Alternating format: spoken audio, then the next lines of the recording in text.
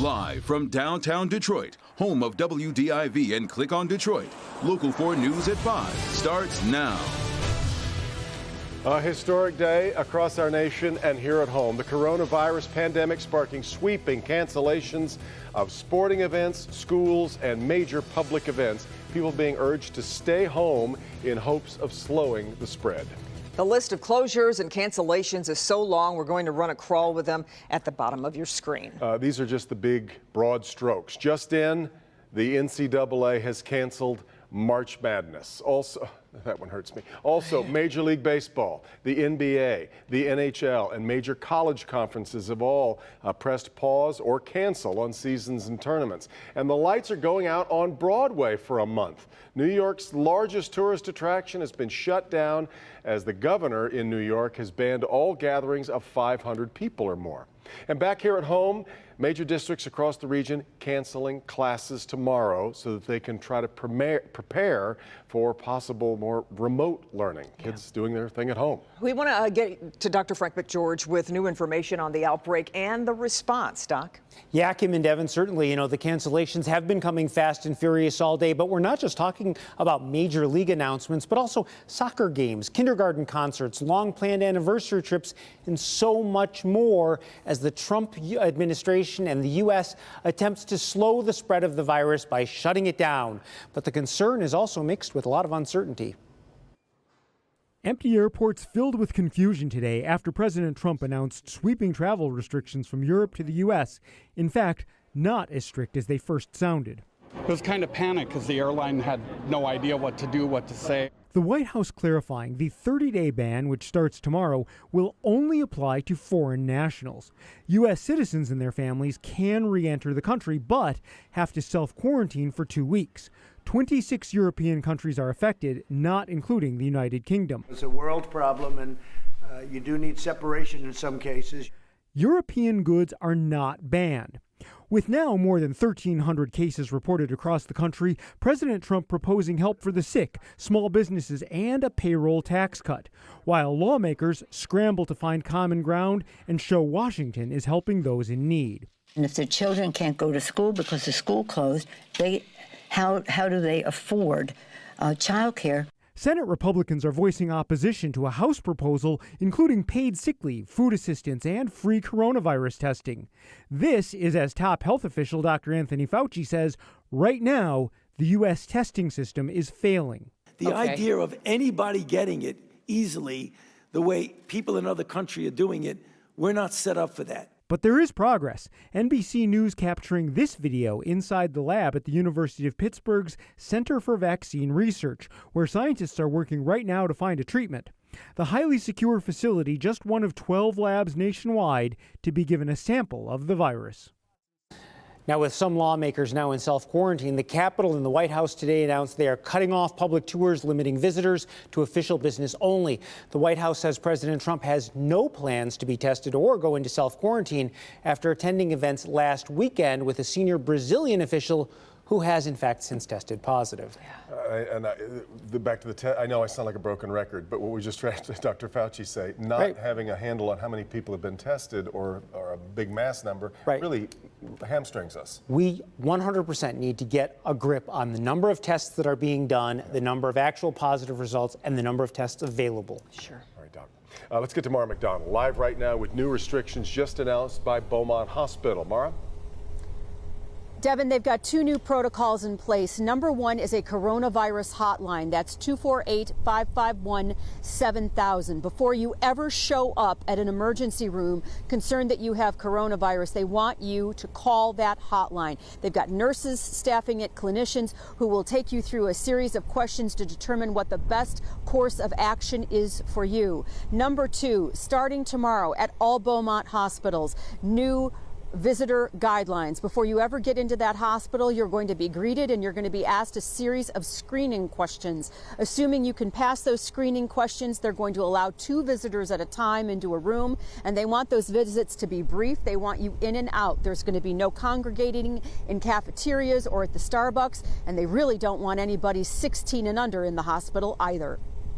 These are uncertain times and they're unusual times. So we have put restrictions in place for visitors. We are discouraging people from visiting right now because they are uncertain times and the situation is evolving daily. Back here live, bottom line, hospitals across the country need to keep their rate of infection down, and they also need to keep what they're referring to as the worried well out of their emergency rooms. People who are like, well, you know, I haven't felt that hot for 3 weeks and now I'm worried I have coronavirus. That's not a reason to go to the emergency room. Call the hotline instead. I'd be watching for other hospitals to do exactly the same thing. We're live in Southfield tonight at Beaumont Admin. I'm Mara McDonald.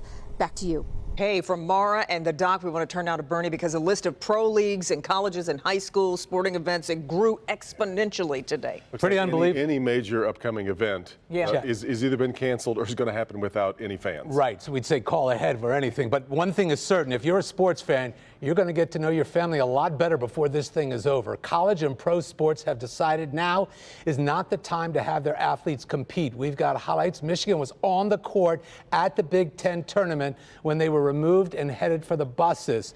There they are heading for the buses. The tournament in Indianapolis was canceled. 14 conferences canceled their postseason tournaments. Michigan Athletic Director Ward Manuel says there is something much more important going on here. We want to play the game. That's what they like to do. But as I told them, this is bigger than a game. This is bigger than just what we at the Big Ten do. This is the biggest issue affecting this world, and we have to take a pause. That's Ward Manuel. Also today, NCAA, as you heard, suspended their tournaments, both men's and women's. They've been canceled. NHL says they're shutting down. Baseball has suspended the rest of spring training. The regular season will begin at least 2 weeks late. PGA will continue to play, but no fans starting tomorrow. There are many more cancellations. Click on Detroit has everything on our website. So what will sports fans do, you're wondering, huh? Without their favorite sports? Let's go live to Larry Spruill, who has been hearing their thoughts. Hey, Larry. Hey, Bernie, a lot of people are talking about what's happening here in the sports world when it comes to the coronavirus. Now, I talked to fans and sports businesses about all of this. They have mixed reactions. In his bow, he took one. They score! Red Wings, Tigers. To left. Mark Burkle says those are the only two sports teams he is loyal to. He's stuck by the Red Wings and the Tigers through the good and the bad. And with the news of both the NHL and MLB delaying their seasons because of the coronavirus outbreak nationwide, he says this is one of those bad times. As a fan, disappointing. He's not alone. Randy Beach and his family just landed here in Detroit from Nebraska. His 15-year-old son is here to play in the hockey tournament, but they just found out Thursday it's canceled because of the coronavirus concerns. I understand it.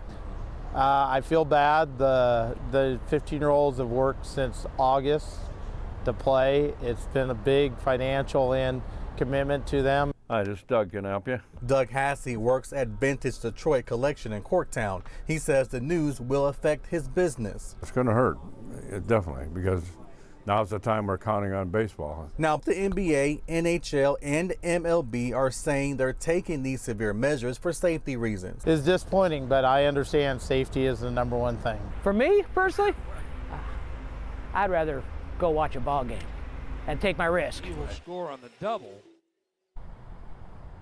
And so a lot of people are also talking about what will happen to future events here in downtown Detroit, especially at Little Caesars Arena. Well, I emailed, I called, and I texted their team multiple times today. I have not heard back. We are live in downtown Detroit tonight. Larry Spruill, Local 4. All right, Larry, thank you much. We do know the Frozen Four, which comes next month, the NCAA, that's out also. And these college athletes, for the overwhelming majority of them, there's no pro league waiting for them next time. Absolutely. This was it. That's Absolutely, really tough. It breaks your heart to see that happen to them, but be smart. Everybody be smart. That's all we're asking. Okay, we'll talk to you a little bit later, Bernie. And from the cancellation of virtually every professional sporting event, We turn now to a massive sell-off on Wall Street. A stinger today. Let's get to our business editor, Rod Maloney, to recap a very wild day on the markets, Rod. Yeah, it was, Devin. Wild, staggering 1,000-point swings every day are not letting up. Investors still concerned about the uncertainty surrounding the coronavirus. Let's take a look at the close. All the indexes closed down roughly 10%. The Dow down 2,353 points. The S&P down 500. Make that the S&P 500 down 260 points. The NASDAQ down 750 points today, marking another historic milestone as we saw the worst sell-off since that infamous day back in 1987 known as Black Monday.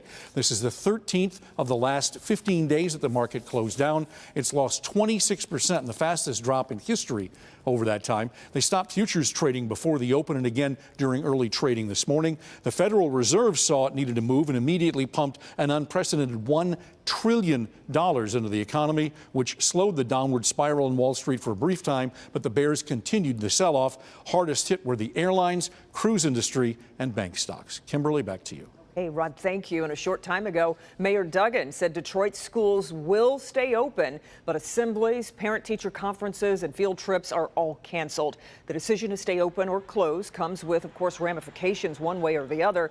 Is it safer to stay home? Likely. But then what about childcare? As Nick Monticelli reports, this is likely going to affect most, if not every student in Metro Detroit. Kids, you know, they just don't wash their hands unless you on top of them. And that coughing, that sneezing. Honestly, it does freak me out. I mean, I'm concerned about it. I'm really concerned about it, especially about the kids. Just look around. It's obvious people are thinking about coronavirus, but the talk around schools? How kids will be taught. Many schools are exploring online learning, but the Detroit Public School Community District was the first to say that's an issue. Not all students have access to computers and the internet. I feel the same way. A lot of kids don't have computers, especially in our community. Most kids don't have computers at home, so how would they learn? But that is not the only factor here, no matter the school district. Even if computer access is not a problem, kids have to stay home. Who's going to watch them? It's a problem with no easy solution. Look into homeschool teachers, find somebody reasonable that can come out 5 days a week. What can we do? They need education, but yeah, it's just, if you want your children to learn, they have to go to school, but yeah, it's just the point of how much of a risk do you want to take as far as, for your kids to get education over their health. And the ripple effect continues. Parents I'm talking to are being told that their daycares might not be open as well, so that causes another problem as to who's going to watch kids if they are not going to be in schools. I'm Nick Monticelli, Local 4. Things to think about. Okay, Nick, and the term remote learning has become quite popular over the last few days, but how does it really work? Coming up at 6 o'clock, our Paula Tutman shows us what it will look like should kids have no choice but to stay home. We haven't talked much about its effectiveness yet. We'll look at that. No doubt an unprecedented day of news with still a lot to get to today. Here's Andrew. That's right, Kimberly and Devin. We still have clouds overhead, but still remaining dry. Got some thunderstorms to our south that stay there, but a line of showers farther to our west that are on the way as well. When do those arrive, and what does it mean for your Friday and your weekend? I've got the answer coming up in your weather forecast. Coronavirus concerns and travel. There are now major changes in effect that could affect your next trip. Help me, Hank, with important information tonight. First responders always on the front lines dealing with people that are sick. Now dealing with the world we live in that includes the coronavirus. I'm going to take you inside what local departments are doing now faced with this new threat.